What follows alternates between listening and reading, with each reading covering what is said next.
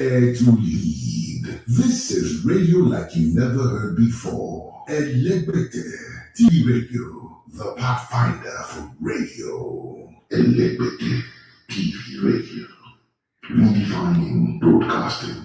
Listen.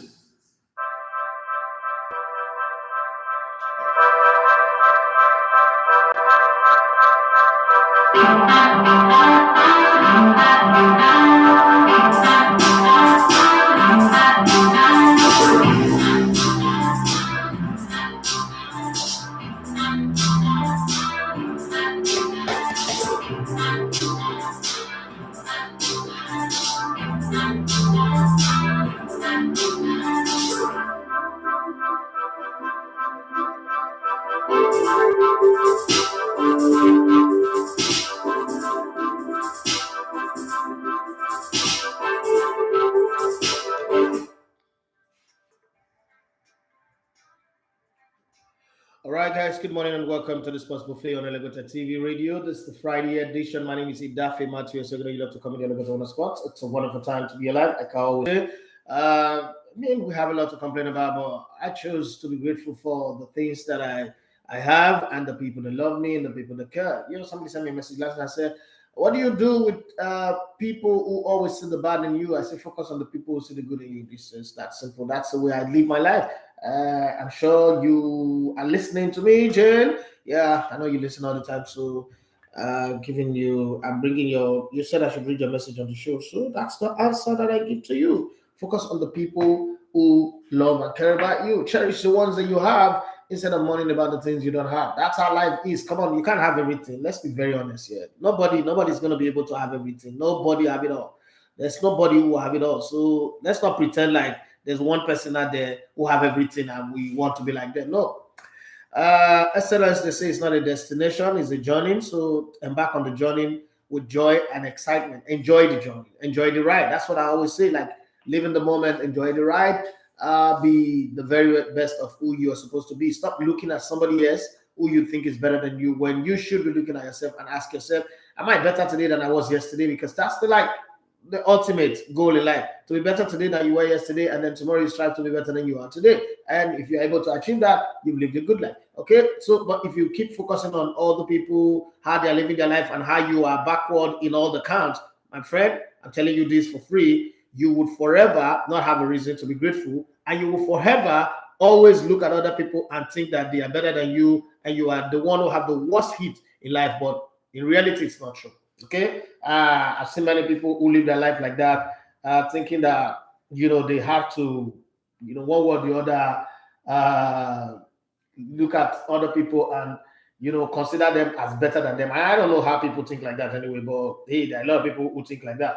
But let's even get out of that space and focus on life, because once you learn how to start appreciating what you have and focusing on yourself, a lot of things that are normally very, very difficult becomes a lot easy, and gives you joy instead of give you sadness. I'm trying to link up something on the computer, so when you see my head bending off the screen, it's just because of that. Probably I had to give it to my keyboard that was in the studio to help me do it, but we'll see if he connects, so that I'll be able to read the WhatsApp messages that are available for us. Oh, that's it. Let's set the show running. I have a question. So, I woke up to the news, or probably I went to bed last night to the news that Paris Saint-Germain are looking to get Omoyamala, Rashford, okay, Marcus Rashford. And I'm wondering, what is the use of Rashford to Paris Saint-Germain if the target is to win the Champions League, as we have been told that that's the ultimate goal for Paris Saint-Germain? If that's the ultimate goal for Paris Saint-Germain, where does where does Marcus Rashford fit into that conversation? Like, what's the essence of having a Marcus Rashford in that conversation? Uh, I don't claim to know it all, but I need to get your opinion on this matter. Do you think that Marcus Rashford is someone that is needed at Paris Saint-Germain? What value will they have? They have Mbappe, they have Neymar, they have Messi, and they have the other guys that are there. Sarabia is there. Where does Marcus Rashford fit into the conversation? Marcus Rashford have not played football in the last 3 years. The only thing he does is distribute food for people, get the Queen's honor and all that. So I need to know, is he going to be working the Paris Saint-Germain campaign, or is he really going to provide footballing value to the club. All these rumors just come and go. And then there's also the talk of Memphis Depay, blah, blah, blah, going to different places right now. Barcelona are trying to perform footballing magic that has never been seen before. Okay, they're trying to do magic, abracadabra on everybody, trying so hard to do the impossible. So let's watch if that's going to happen. Anyway, let's watch if that's going to happen. I'm still keen on seeing Barcelona make this happen. Okay, I don't think that the new players they sign like Lewandowski, Rafinha, all of these players will knowingly know that it's almost impossible to register them, and them and their agents and their managers will agree to go join Barcelona. There must be something that they are being told behind the scene that we all don't know, because it will also not make sense. Just imagine that all these players that they sign and become free agents, meaning that they transferred money to the clubs that used to own them. Those money are not going to be refundable, and these players are free to go anywhere to go and play football. And that for me is a little bit crazy,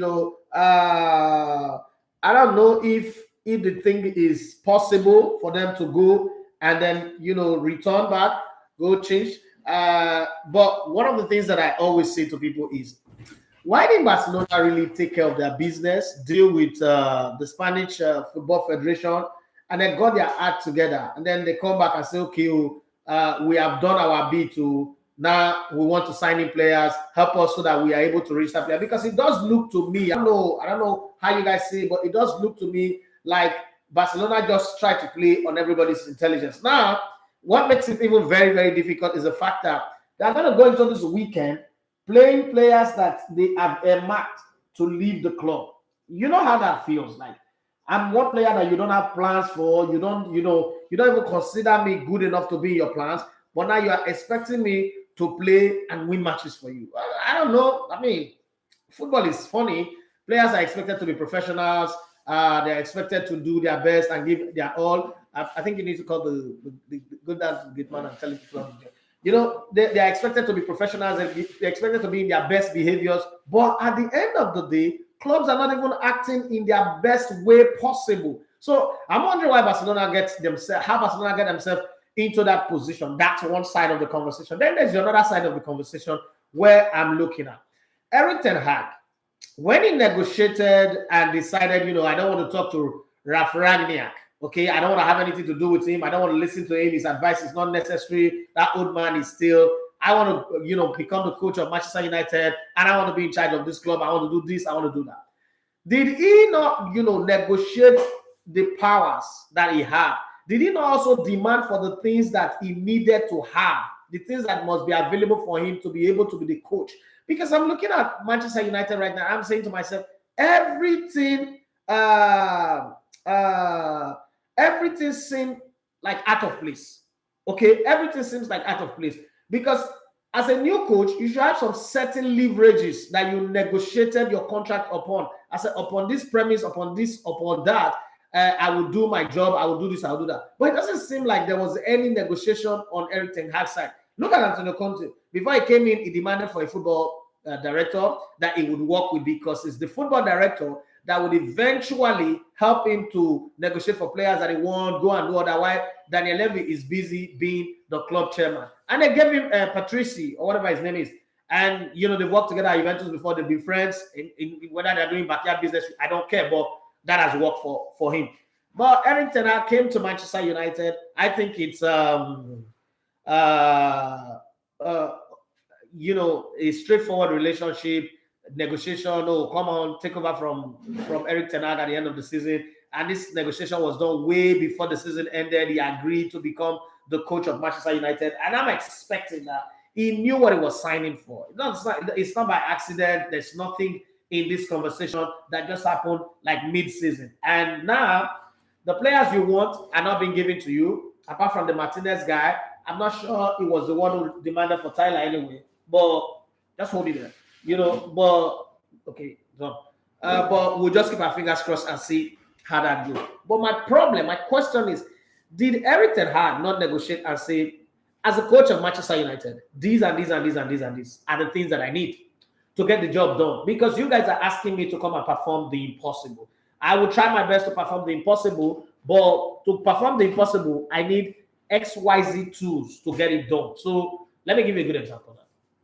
If somebody calls me and say, hey, Dafi, I want you to come and do a production. And a couple of days ago, a coach called me from Abuja and said, I need you to help us do the same type of video that you did for Coach Ayere. And I said, okay, good. It cost us over 5 million naira to get it done. Are you ready? And the guy said, that was too much. I said, good. Since you don't have that kind of money, we can't do for you. Yes, we want to push grassroots people out there. We want to travel around. But then if you cannot pay for it, and I said, but I heard that you did it free for Ayere. I said, yes, because that was my own experiment. That was me trying to know if I can put up something like that. Now I've done it. You've seen it. You like it. It cost me 5.2 million naira to do that thing for Ayere over the course of 2 years. If you want me to do it for you, and then you're saying you're traveling to India, you're this, you're that, you want me to put that kind of stuff for you, I will need to travel with my crew to India. I will need to go to the places that you go to speak to different people that you've worked with. This is the work board. There is no difficulty. I know what I want to do, and you already know what you're asking for. This is what I'm going to do. He liked the idea. I said, but this is a cost. It's going to cost you between 5.5 million to 6 million because flight tickets are not cheap. Okay. And I said, no, I can't pay that money. I said, okay, forget about it. There is no much magic or anything to it. So I just need us to always understand that. So I'm saying to Erik ten Hag, did you not negotiate and say, these are the kind of players that I want, and I want guarantees that they will be signed? I want to see, before the season even starts, or before you even left Ajax, I want to see that you guys have already opened conversation with your club and started the conversation, because to get what you want me to do for you, this is the tools. These are the tools that I will need. But unfortunately, we're here now. Cristiano Ronaldo is still there. And I remember when Pep Guardiola was signed at Manchester United, at Manchester City, one of the things he did, remember, Manchester City just won the league title when they brought in Pep Guardiola. But one of the things he did, and I remember I was still in Brazil then, and everybody was like, Pep Guardiola have come again, he's racist, was that he let Joe Hart go. And people said he was wicked. And I remember saying on radio that Joe Hart is not the kind of goalkeeper that fits the idea of what Pep Guardiola wants. And there is no gain keeping him. One, if you keep him, is England's number one. The press would kill him that he's not playing England's goalkeeper. So give him a chance to go somewhere else and go and be number one. We've seen how his career turned out eventually anyway. That he's not as good as people think he is. That's one. Two, the type of football that Pep wants to play begins from the goal line. It doesn't begin in front. It's not a get the ball loaded to the front people, they know what to do. It begins from the goalkeeper, the wide men, how they play, their movement, the intricacy of their movement and their passing and all that. So if you don't get it right, even Bible says the foundation be weak, what can the righteous do? You know, if you read that thing conversely, like if the foundation be weak, what can the unrighteous do? Also think about that part of it. But it's a long conversation. So the same thing when Arteta came in, he knew that Ozil is not going to be part of his team. It's going to be a liability. Even his favorite, who helped him to win the FA Cup, Aubameyang, when he started behaving opposite, he had to let him go. If you've seen the All or Nothing Arsenal, you would understand what I'm saying. My question to Erik ten Hag is that now the season has started. We lost the first game and everybody's complaining. People are protesting against the Glazers. But when you look carefully, in the last 10 years, Manchester United have spent more money than any other club in the Premier League. So I don't know why people are blaming the Glazers, because you can't blame the Glazers that they are not releasing money. They are releasing money. They are employing coaches. The fans will say, oh, fire this coach. They obey and fire the coach and bring in another one. And every time something wrong happens. When preseason started, everybody was saying that Ten Hag ball is the ball. Ten Hag ball is the ball. Good. We got Ten Hag ball until they started, towards the end, they started struggling with the result. And now they lost their first game and everybody's protesting. I'm saying to the people out there, like Erik ten Hag himself, all these players that you want, Frankie de Jong, he's a former player, did you call him and say, look, guy, you go like play for Manchester United? Would you want to play in this team?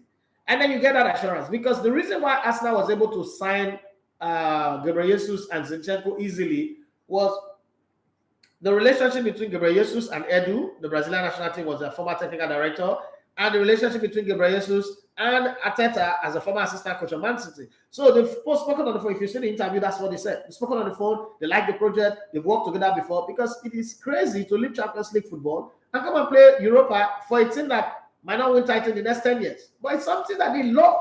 So there was an agreement there. And the same thing with Zinchenko and Arteta. So there's an agreement. I'm asking, did Erik ten Hag at any point not say, oh, let me even call these players that I will need, Martinez, Anthony, guys, I'm going to go do something new in Manchester, and I need you guys to be part of it. We're going to leave them from playing in Europa to the Champions League, and we're going to also try in the next 3 or 4 years. This is the project that I want to do. We're going to go try to win the Champions League, win the English League, and it will give us a whole lot of great joy, and we'll become the new legend of the club after 10 years. I don't know if he did that, because that's what I would do. I remember in 2017 when I wanted to start this project. If you see Kalejaya and some of the teams, I called them. I met Kalejaya at a hotel. I called Toby Adepoju. I said I need a producer, I need somebody, and introduced Kalejaya to me. And I told him, guy, I don't have 1 hour to give you right now, but I am going on a journey to change the face of Nigerian football through media. And I need you to be part of it. I want us to collaborate. And I told Precious the same thing. I told everybody who come in, that's what I threw before them. I remember when Allison, who's my big brother, when introduced me to Bamiji, who's the host of the TSN. I told him, I said, Bamiji, you work in Access Bank, right? It's no longer there, but you used to work with Access Bank. I said, listen, guy, I don't have money to pay you like the bank standard, but I'm going to like give you something. But I need you to set a show that would eventually become the standard for sports show in Nigeria.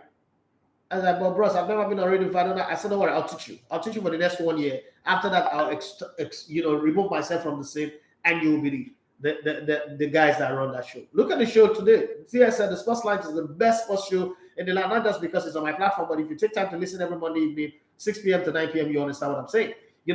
So the show that have the most brightest minds coming in on the show, whether on the Twitter space or on the show right in the studio, right? So I'm wondering, yeah, I'm just bothered about this.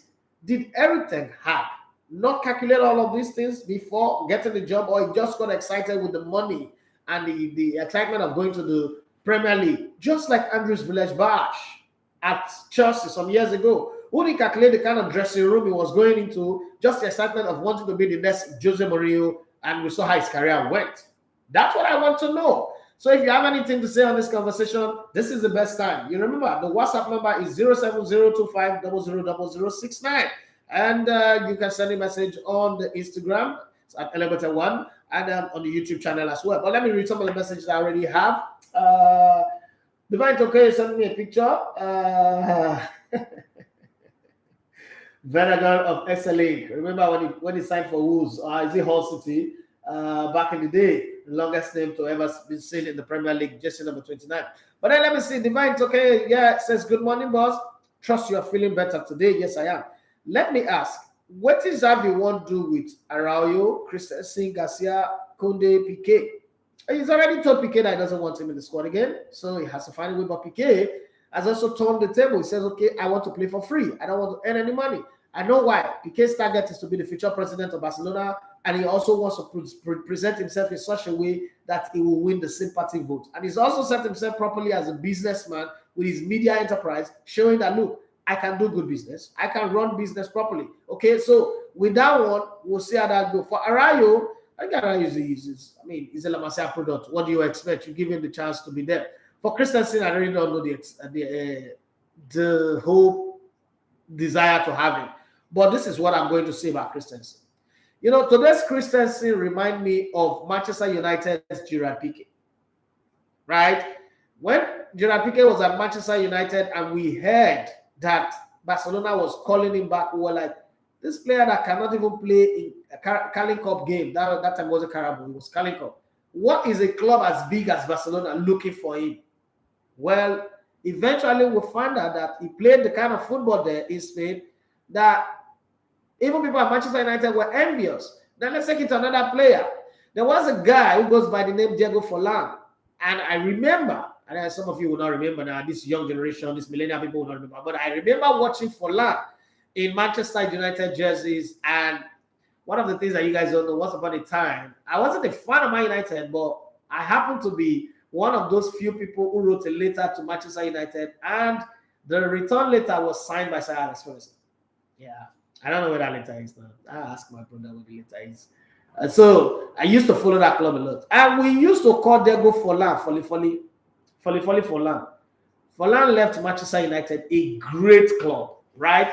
And went to one very small club called the Yellow Submarine, Villarreal, if I'm not mistaken. And not only did he become a great player, he won the European Golden Boot. I don't know anybody who plays in such a small club that will score that number of goals to win European Golden Boot. But that is how good Forlan is. I want to Pichichi in Spain. So Christensen, I'm not going to be too quick to judge him. Maybe Xavi ball or tiki-taka might just bring the best out of him. So, like I always say, let's give him some time. Because the basic that is needed in football, he already has it. To control the ball, to pass the ball, and to run into space, he already has it. But can he do the extra? I don't know. But I'm going to be patient with him. For Garcia, I said he's not a bad player, so you need squad depth in defense. And Kunde, we already know Kunde is a great player, so there is no argument about it. Like Kunde is the stabilizer in that back, and Gerard Piqué already explained that to you guys already. So, and then Divine okay wants to say, I think they want Rashford for ambassador, ambassadorial Ronaldo football. This guy, you're mean, you're evil. But I take it. I take the joke. It's Friday. You know how it is. On Friday, we'll take anything. Okay, and. Meanwhile, CR7 they beg to go PSG. Now one Legbere player Rashford, the PSG view. This transfer window now. Wow. And the thing with Cristiano Ronaldo is Cristiano Ronaldo will become a disruptive factor. First, Rashford can come and they'll tell him to sit on the bench and play only one game out of 10. He would accept. He needs money to feed all those children that he's feeding. Okay, the Almajaris that are in the UK that he's feeding. He needs money to feed them. But Cristiano Ronaldo will not agree to sit on the bench for 2 or 3 consecutive games. And you know Cristiano Ronaldo, when you sign Cristiano Ronaldo, you sign him, you sign his girlfriend that he has not married, you sign his children, and you sign that his sister that have bad mouth, that does not have respect. Okay? So you've got to be careful when you're signing Cristiano Ronaldo, especially knowing now that he does not wield the kind of magic wand that he used to have. So that's the problem with Cristiano Ronaldo. The baggages that come with him is signing Cristiano Ronaldo is like marrying Jennifer Lopez. She's beautiful, she's lovely, but she's everybody's girl. You might just go and do the wedding and on your way back, you're divorced. As you're announcing the wedding, that's how you're announcing the divorce. Ask Ben Affleck, they've been on this for back and forth. She's got the most expensive coochie. So understand? So that's not the kind of person you want to sign right now. Cristiano Ronaldo is like Jennifer Lopez. Everybody loves him, but nobody can keep him. Equanobi Lewis say, good morning, boss. Good morning. Hope you're good. Hope you're good. Finding it hard to load the website. Which website is that? My website. It's your network. That's all I can say because anybody can load that website. It's very, very easy. As a Patrick, you say good morning, boss. Good morning to you. And good morning, everyone. Let me say good morning, boss. Pino or Gakpo, which do you prefer? I like the two, but I prefer Gakpo because Gakpo was a former Arsenal youth player and he does know his way around England. It's not going to take some time to settle down. And I think that at this point, also Pino is a different dimension. He also got goals in it, but I think that Gakpo is one for the present and for the future. Pino is a bit matured, so they both come with different palettes. What Pino have is the fact that he's already a mature player. He's like when we signed Santi Cazorla. He didn't need much. He came with quality. Gakpo might struggle to fit in because this Memphis Depay was wonderful in the Dutch league and then he came to Manchester United, couldn't find his way. And don't forget, for those of you that have been to England, you understand this better. The English weather and the English environment, and there are all those London burglars. Even though the news will always make you think that Nigeria is the worst place on earth, England is one of the worst places to live in, especially in London. Okay, safety issues, burglary. 1 out of every 36 home is always burgled in England. So there's a whole lot of things that would happen that could make a great player. So let me give you a very, very typical example. The 4th best player in the world in the last 20 years, his name is Angel Di Maria. There is, if you take away, or maybe 5th, if you take away Messi, Ronaldo, Neymar, and Suarez from the last 20 years, there's no player that have been consistent, that have been as good as Angel Di Maria, from Real Madrid to everywhere he's played. But guess what? He came to Manchester United, and such a great player looks ordinary. So sometimes, you know, the factors that would affect a player not fitting into a club is way more than the things that happen on the field of play. It could be something outside that has nothing to do with coaching, that has nothing to do with tactics, that has nothing to do with team play. Just maybe the weather, just family not being able to settle in, just the way the lifestyle, and especially if you're a Latino kind of player who comes from a society and a culture where everybody's into everybody's excited, there's party, there's group. And then you come to the UK where everybody is just muted. People are walking past you, they don't greet you, they don't say hi. Everybody's looking at you like, everybody's walking like zombie. Like that's the UK lifestyle. Everybody's a zombie, okay? One directional zombie. And sometimes it's hard to settle in. And I don't blame people who struggle to settle into England. It doesn't mean that England is bad, but it's just the deficiency in that part. So I don't know who's going to settle in. For me, the two of them are good. I think that I will go with the one that will settle in easily, and then we'll see. Here's a Patrick. He said, all I have to say about Mascom United, Usuna suffer just the start. Oh, Liverpool people. After just one game, Una won't die. Okay. Divine, okay, he said Forlan was a beauty to behold away from Manchester United. That's the point. So maybe Christensen might just become the next beauty to behold. So we need to give players time, and let's see. And I know anybody who's listening to say, but you didn't give Nicolas Pepe time. I did not give him time because he knows how to play ball. And time have proven me right and proven him wrong. All those of you said he was going to be better than Thierry Henry. He has better statistics than Thierry Henry. When I don't see now, who the shame now? Now you go shame. You go shame. I go reverse you say that. You go shame. Yeah, that's a song. I don't know what I know now. The singer for sure. Divine, okay, he said, I believe Di Maria would have done better in Chelsea than Manchester United. I love that guy. I don't know. And then there are some players who, anywhere they go, they will shine. People like Arjen Robben. Honestly, they be Dutch people, but they be worry boys. His behavior, his characteristics means that anywhere, if you can take that guy to come and play Worry Wolves, he will still be a star player. Arjen Robben reminds me of a certain late Robert Akari. Put him anywhere on top of a hill, he will play football. Put him on the rocky stone surface, he will play football. And Robert is not that one that needs the weather to be nice, that needs people to be happy, that needs people to greet him. Just give me the ball. That's all he needs. Just, hey, give me the ball. Put somebody on that wing, and let's see what will happen. But not everybody is like that. Okay? Some people just can't survive out of their comfort zone. That's something we must think. The event, okay, he said, I don't know how true this is, but I hear Madrid Super Cup victory means 20 million more for Chelsea FC through Eden Hazard, the gift that keeps on giving. Yes, every trophy they win, Chelsea gets to earn money until the first contract is terminated. Okay, this one is shown for me from Opie. He said, good morning, bro. Good morning to you. Big congratulations to the girls. A great game, and I was delayed by 20 minutes. More remember, solid performance around the game. The game is tell us something about Nigerian football. In Nigeria, we have the talent, bro. The right one, I need to do auto correction. We have the talent that can make us compete with the best in the world. If only the authority can do the needful. I'm talking about the NFF. And the NFF nice to put this team together with the World Cup center. So when they do well, you take away the credit from the NFF, and when they do bad, you put the blame on the NFF. No, we can't live our life like that now. We'll have to find a balance in it. Papa Jamal, he said, good morning, Ogai, good morning. Robben didn't play well in Madrid. He played well in Madrid. They just didn't like him in Madrid. He played well. Go back and watch the clips. He played well in Madrid. But the thing with Madrid, and that's the same thing that Anelka suffered. Some people just didn't want him there.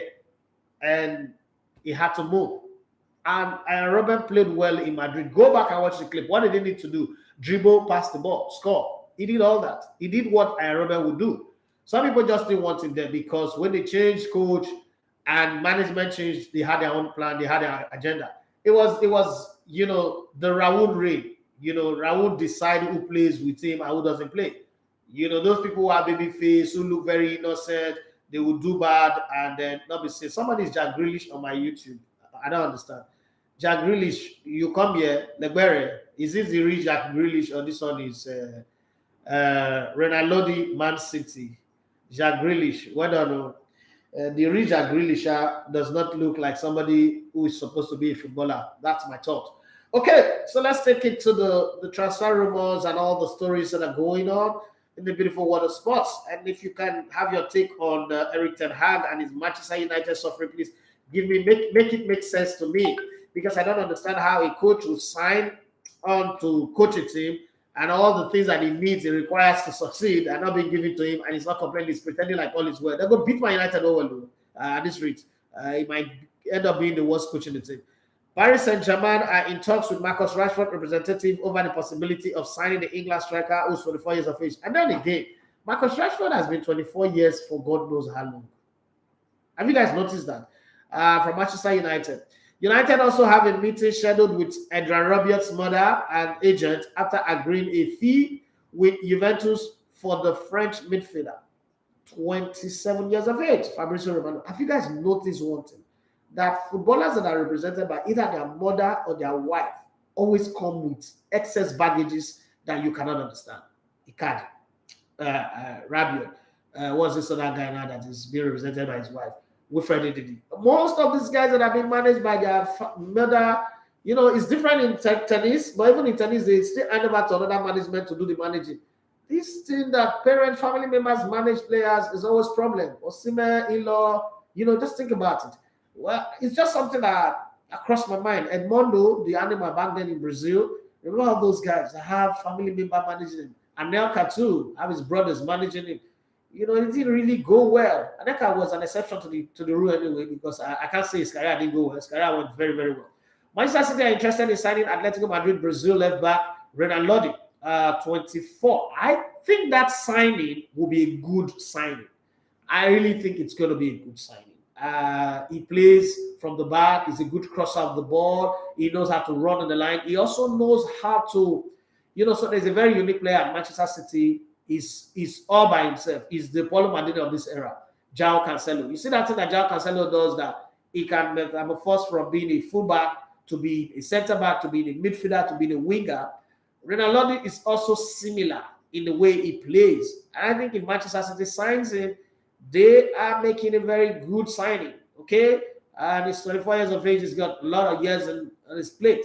The only problem I see with Manchester City right now is the fact that somehow in all of these they are getting, they don't have speed anymore on the wings. So Leroy Sané is gone. Leroy Sané is gone, and Raheem Sterling is gone, and a few other people that really bring speed. Mahrez will not run to save his life. Okay, even if bomb is falling, if they are throwing atomic bomb or whatever, he will not run to save his life. He's a ball hogger. Then the worst player in the current Man City team, Jack Grealish, he will not run to save his life. He's supposed to be a gym instructor anyway. But hey, he's a footballer. He's also a ball hogger. Now, how do they do the quick attack? If Kevin De Bruyne is not playing long passes from downtown to Haaland, I think that if they are not careful, Haaland will get into offside position a lot of the time because they are not quick runners in that team anymore. I don't know, but Pep Guardiola is a master. I mean, this is one of the best, greatest coach of all time. He's a master. He knows how to weave his team and put the boys together and get them to do the job. So I think that he would figure out something that will make it work for the team. But I'm just raising that as an observation. That said, my friend, Dida, it's been a while. It's been a while. We need to talk about books now. I need to restock my library. But beyond that, we need to just get in touch. The fact that you refuse to be on WhatsApp is annoying to me, Sha. But hey, you're still one of the best, the greatest persons that the internet and my journey in radio brought to me. So I love you forever to the very, very end. He said, Ten Hag, I will continue to say it. If care is not taken, it will be worse than Ole Gunnar Solskjaer. He is just an overhyped manager to my ears and will also end up being a muppet to the players and board to save his job.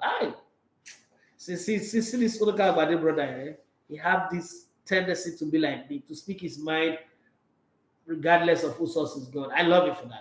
That's why we're friends. That's why we're two of a kind. And it's true. Eric Ten Hag is beginning to look. I thought this guy was good. You remember when he bring all those rules? No, chef. No, this one. Bring all those 10 commandments. I was like, hey, does this guy even know where he's going to? Hey. I was saying that all those 10 commandments have no use. Before I even set up the 10 commandments, Manchester United did not build the golden calf. They are worshiping idol right now. Okay, so this one is coming from Divine Tokyo. It says, will the addition of Fofana, De Jong, and Oba or Osimhen make Chelsea FC a title contender this season? One thing is to add them. Another thing is to create a system that will make them to blend. If they blend well, players that you sign after preseason are 50-50. That's the way I always look at it. When you sign players after preseason, I always look at the opportunities as 50-50 because they are going to learn on the job. They are going to be fitting into the team as the team goes. And people will argue that one of the players that is signed in January, if you notice January, you don't do box signing. You sign just one player, and you watch them, come into a team, especially in teams that are already set. So you just bring in one player to come and add. What you're bringing in Frankie de Jong, you're bringing in Fofana, you're bringing in Osimhen, Aubameyang. This player, Aubameyang for me, if you bring in Aubameyang will not win you title. Unfortunately, Aubameyang will not win you title. Aubameyang is not a title-winning kind of player. He doesn't have that mentality. Aubameyang is let's have fun, let's party, let's groove, let's get into the town. That's the kind of guy that Aubameyang is. And I wonder why I want to list Spain. Okay, unless Barcelona want to sell him. Because that's the kind of lifestyle that fits it. Aubameyang is not a guy that when they say crunch time, okay, let's go and die and get this result, like the John Terry kind of guy, the Didier Drogba kind of guy. Aubameyang is not that person. Aubameyang is not a guy who loses a game and he feels bad. They will not be Aubameyang. If you want to win a title, Aubameyang is not your go-to guy. I'm sorry. Aubameyang is not your go-to. Aubameyang is like Emmanuel Adebayor. They don't have the heart for winning titles. They just love football. They are talented and they just want to play football. Okay, so I work with quite a few people in the media. And I said to myself that in my journey in the media, I am the least talented person of all the people that I've worked with. I mean, I'm talking about broadcast talent too, not knowledge of the sports, broadcast talent. So in broadcasting, you need a very deep voice. You need command of language, which I learned as I go through the process, and a whole lot, which I don't have. But then there's a guy that I worked with. His name is Chidozie Okoroji. I think he's the most talented human being that I've worked with all my life. And I'm privileged to work with a lot of talented people, from Temisan Okomi, who's a great leader, Deja Motoibu, the late Deji Tunumbu. I've worked with all these great guys. I work with Murphy Jemba, Tony Bekenderemo, Raji, Biola Kazim. But Chidozie Okoroji is the most talented guy that I've worked with. But I don't think he had the kind of ambition that a Biola Kazim have. I don't think he had the kind of drive that a Murphy Jemba have. Like Murphy Jemba is a different kind of guy. Okay? So this is the same thing with football. Aubameyang reminds me of Chidozie Okoroji. Great guy, right? But I don't think he's driven. Like winning a title means anything to him. Like, what does this represent in your career, in your ladder? No, it doesn't have that. So if you bring him to Chelsea, he just might be there, get you to the nearly position, and accept the fact that, well, we lost to Man City and we lost to Liverpool. What's the big deal? That's not the kind of guy that wins you a title. You want a guy who's hungry, who says to you, a Diego Costa mindset. I don't care who's in front of me. I don't even look their results. I don't want to know their result. For as long as we're winning and when we want to play against them, we win them, we will win the title. That's the kind of guy that wins you titles. So it's the mindset. It's the Kobe Bryant mindset. It's the Michael Jordan mindset. If I have to hurt my teammates to get across the finish line, well, so be it. I hurt them, but let's get past the finish line. Because to God who made me, I don't want to be in this team, and then the history is recorded, and I'm not a winner. I was just telling my younger brother a couple of minutes ago that when the history is read, Raheem Sterling will be seen as a better player than Harry Kane. It doesn't matter how you want to read the history. Raheem Sterling will be rated higher than Harry Kane.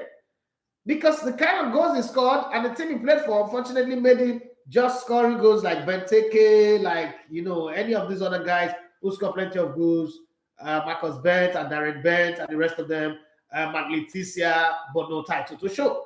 I'm sure that somewhere in Alan Shearer's head, he will give up all these goals to have all the titles that Thierry Henry have. You know what I'm saying? So, I don't know if Aubameyang is the kind of guy that will make Chelsea win title. But let's see. Let's just wait and see. He can prove me wrong. He can change the tide. That's how we thought that Ranieri would never win a title until he won it with Leicester City. So he might prove me wrong. But let's do the signing first. Manchester City. Okay, I think I've read that one. Arsenal Scottish left backs. Kieran Tierney, 25, is also among the names on Manchester City's shortlist. Now, this is... When I saw this last night, I said, if I am Arteta, I will sell him. I'm like, why are you saying that? Kieran Tierney is a good player. Is the next best thing close to Ashley Cole or Celestine Babayaro. No argument about that. But hey, A player that cannot give me 30 games out of 38, bro, as a coach, I'll let you go. I'll close my eye. I'll do it. Because I get an average of you who can give me the whole 38 games even. So when I need you the most, when crunch games are coming up, you are injured, and I'm going to play Tavares and the rest, even though Arsenal now have Zinchenko. So I'll quickly sell him now, get another backup for Zinchenko, though I know that Zinchenko is the main guy. I'll probably get another left full back, and then I'm good. I'm good with the whole transfer. As Tierney is right now, at least Arsenal can rake in between 30 to 40 million. That would be a good sales. Go to Manchester City, let him go and win. After all, people like that, Christian Andres have gone there to win titles, so there's no big deal. That's my own take on the matter. But hey, whatever feeling you have, you can also share your thoughts on that matter. Okay. Spain centre back Pablo Mari, 28, has agreed a switch from Arsenal to newly promoted Serie A side Monza. And guys, watch out for this Monza, because anything that have the signature of Adriano Galini on it and Silvio Berlusconi on it, it's not something to take for granted. These guys have something cooked up. Okay, they might not do it this year, but they are going somewhere. Look at for Monza. Former is Arsenal and Gabon striker Pierre-Emerick Aubameyang, 33, would prefer to stay at Barcelona rather than return to the Premier League with Chelsea. Okay, that already tells you that that's not the guy that will win the title for you. But Chelsea manager Thomas Tuchel or Tuchel is pressuring club owner Todd Boehly, who is also not a football person, to sign Aubameyang from Barcelona. Well, they both worked together at Borussia Dortmund. They also did win the league title. They won the cup anyway. And Aubameyang scored 31 goals for him. So maybe a reunion would be nice, but I'm looking. Okay. Nottingham Forest have made an opening bid for Watford Nigerian striker Emmanuel Dennis, 24. Let's see if it's accepted and is let go. Atalanta will rival Forest for the signing of Italy wing-back Emerson Palmieri, 28, from Chelsea. That's another player that Chelsea needs to let go, okay? Because it's really not adding value to the team, but just any salary. Southampton's Che Adams is interested in a move to Everton, but there is competition from Leeds United, Wolves, and Forest for the Scotland striker, who's 26. Everton hope to finalize a deal to sign Guinean striker Sahu Guriase, 26, from Rennes before the end of the week. Manchester United former interim boss Ralf Rangnick has suggested that Stuttgart Austria striker Sasa Kalajdzic, 25, should reject a move to Old Trafford. Jesus Christ, I give up. Saboteurs everywhere. Oh God. The headers did I gonna say that Ten Hag coaching United does not make him better than Gerrard. So to me, he's just there. Please, United ego are not the best place for him to settle and enjoy good football like Ajax. I agree with you too. I agree. I remember when I said this thing before when they were trying to sign him, I said, does United have the structure that Ajax have to support the kind of thing that they want to do? It's like taking somebody who is working in a mechanized farm to come and do hard labor, hand planting. Farming, but the result not going to be the same. And that's exactly what's happening here. Okay. Manchester United, okay. West Ham remain in talks with Paris Saint-Germain over a deal for German defender Thilo Kehrer, who's 25 years of age. Croatian forward Nikola Vlasic, 24, has signed for Serie A side Torino on loan from West Ham with an option to move there permanently.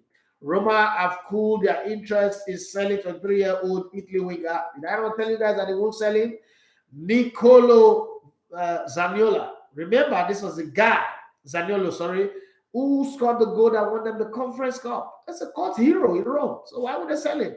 Who's been a target for Tottenham Hotspur? Everton are keen to secure their fourth signing of this week.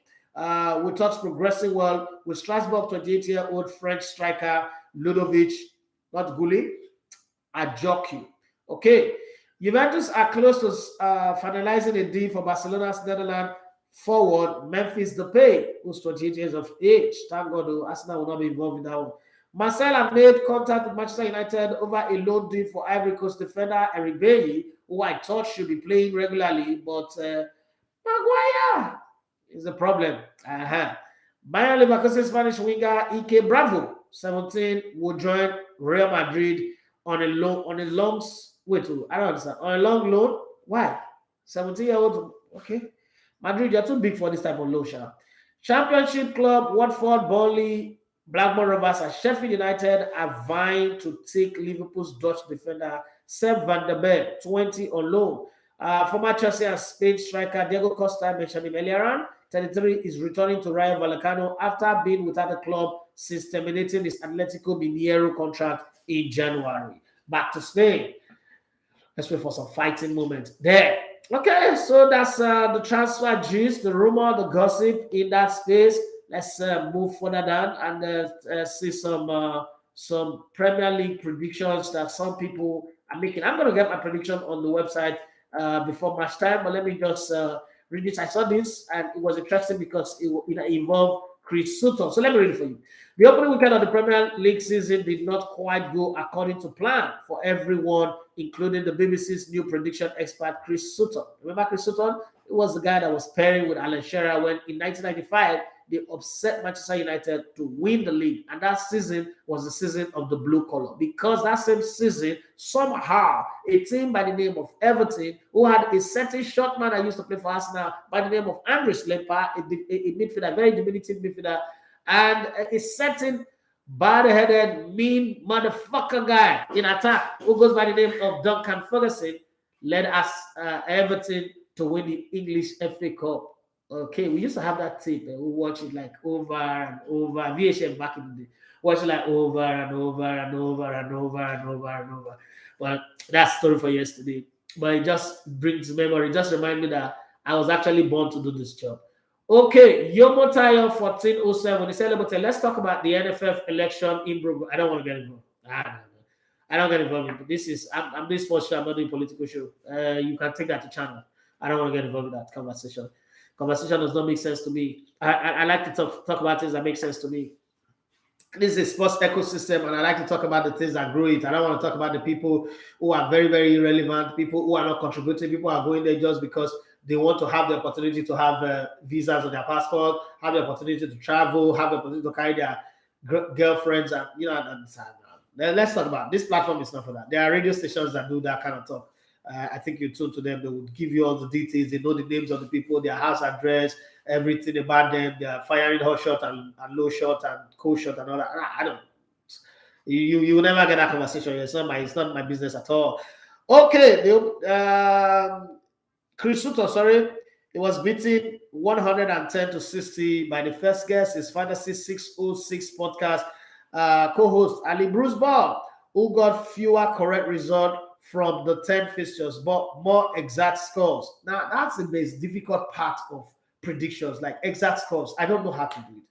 And ahead, I'm going to say, I love you too. Please send your list on here, and I'm open to the project. Apology on not being on Twitter, but feel free on Twitter and Telegram to drop your list. I would drop my list. I've assembled a list of books that I need to add to my library and to add to my brain. Like I need to read some books right now. I'm seeing them all. I need this book. And you know me, I'm not really a soft copy person. I like to have the hard copy, keep it there. One day my children will inherit it. I know that daddy used to read books. Now this one you put on your phone. When the phone lost, everything is gone. Say it's a cloud account. No, I don't do cloud account. I do hardback.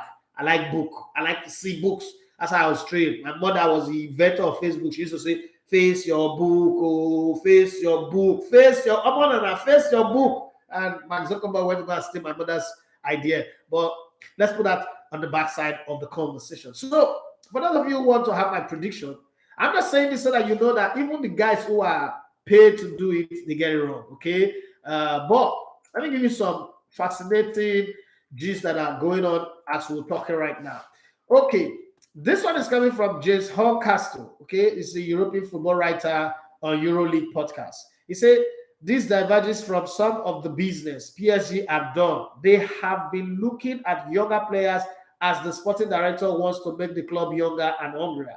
I find the whole striker situation fascinating. How much game time would Marcus Rashford get? Okay, the same thing that I'm saying. They do want another striker though, so it's going to be a PSG who builds a new attack post 2023 without Neymar and Kylian Mbappe. That's the thought. But is Marcus Rashford that person? Okay, and Julian Lawrence. Okay, these are people who are talking about this matter. He said he is the player they want. That's according to French football expert on EuroLeague podcast. He said PSG want Marcus Rashford as a forward, to come and strengthen the attacking line. He is the player they want. Man United could easily ask for a lot of money from PSG, though I don't think Man United will let him go. I think he will be happy to stay at Manchester United.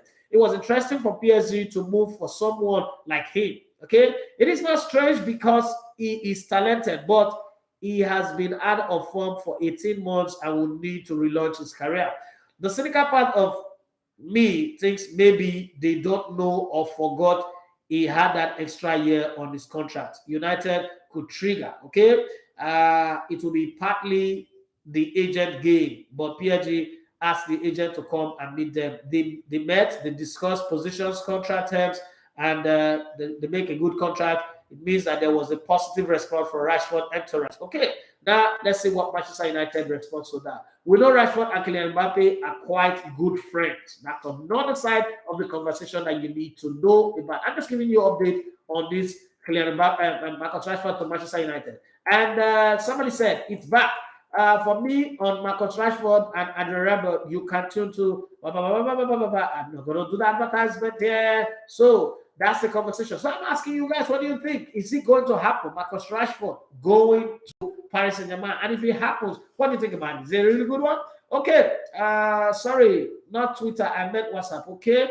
Olajide Law, he said, please give us prediction for this weekend because you will see it on the website. Don't worry.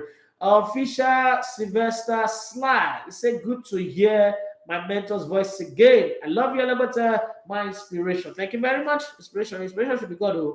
Okay, but whatever it is, thank you very much for having me as your mentor. That's a very good one. So let's come back to the stock. Divine Tokoye said the gym instructor don't come find you today. Is it Patrick say, Jack Grealish, go and report to Jack Grealish.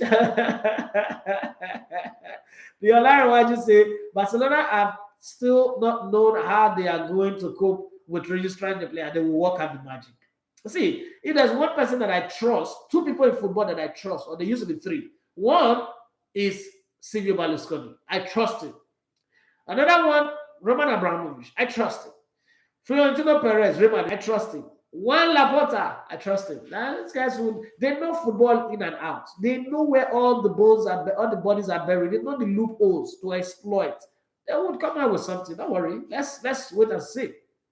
Abayami Shegu, he said, good morning, sir. What can Osimhen and his management do to make sure that after leaving Napoli, he could go to a more bigger team in Europe? I don't want him leaving Napoli for a lesser club. The question is, has he left Napoli?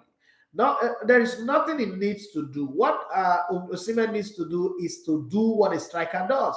Score loads and loads and loads of goals. Stay away from injury. Play football. If you play football, if the season ends and Osimhen banks in 30 goals and win the top goal scorer award in Italy, first up, Juventus and AC Milan and the rest of them will be on cue to sign. That's one. Secondly, you start hearing teams like Bayern Munich, teams like Chelsea, Manchester United. No, Manchester United is not big club anymore.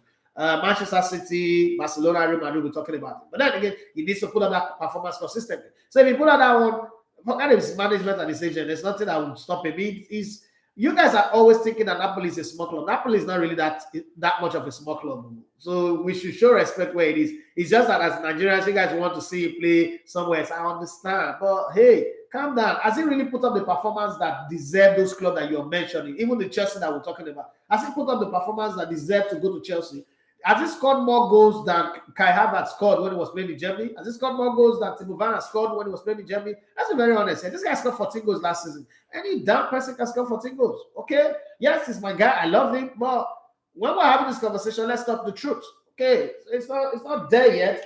You can't rate him above Napoli right now. He's not above Napoli. And Napoli pays him well, treat him like a god in their team.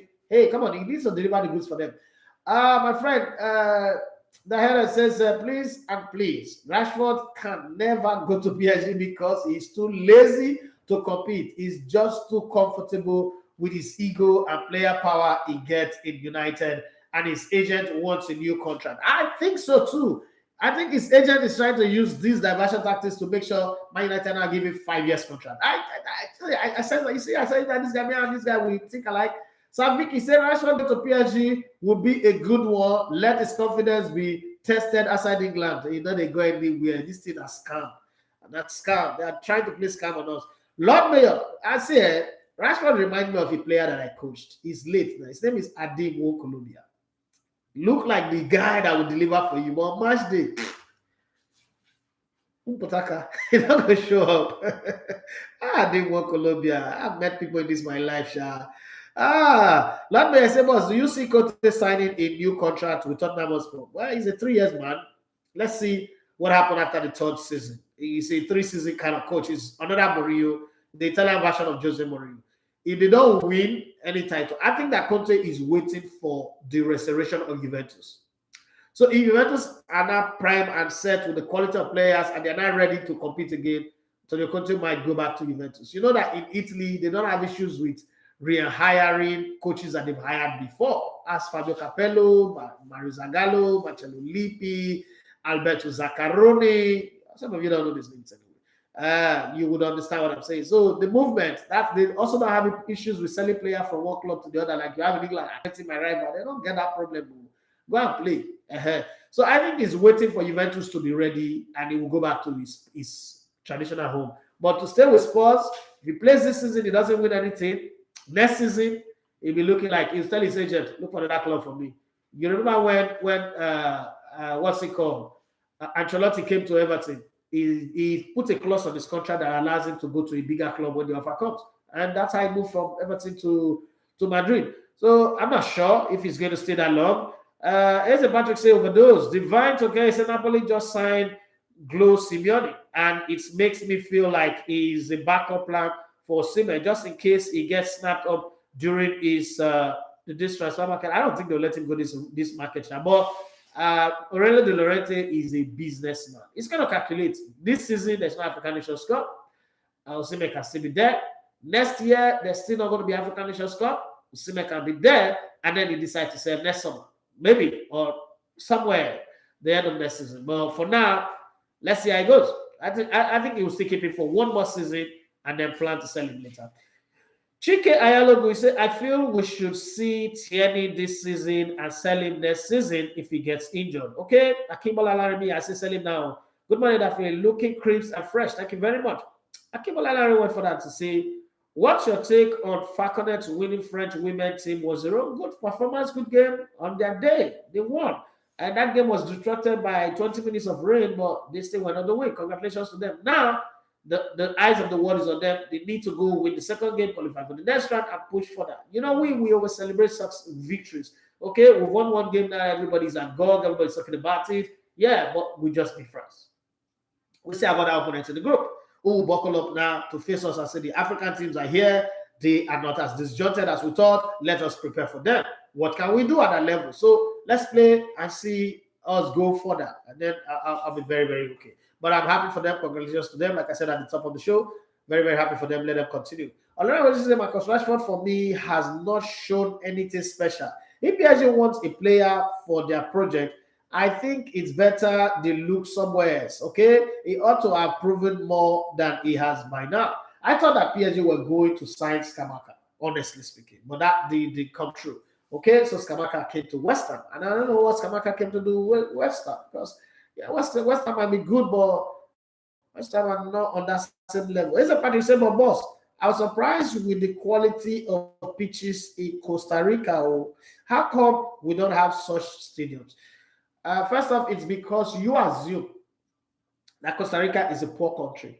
What you don't understand is that every country in South America, they are a football-loving country. Football is a culture and a tradition. In Nigeria, I'm going to say it here and say it again. We do not love sports. We do not plan for sports. Sports is not a project at all in Nigeria. Sports for Nigerians, as in I'm not talking of the people, but the government. Sports is not on priority. A country that does not care about teachers going on strike, you think that country is going to care about sports? A country that harvests crude oil from its ground but cannot refine it, you think that country is going to care about sports? I have said it here over and over and over and over again. I will repeat it today.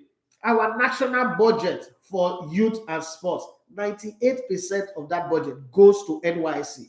It's only 2% that you spend on sports. How are you going to develop sports? How are you going to develop infrastructure? How are you going to maintain and sustain them? Okay? So we're not a sports country. That's why when we go to competition and we lose and I see people get angry, I always ask them, On what basis are you really getting angry? Who is misinforming you people? People will say things like Nigeria should be winning. Nigeria should be better than this.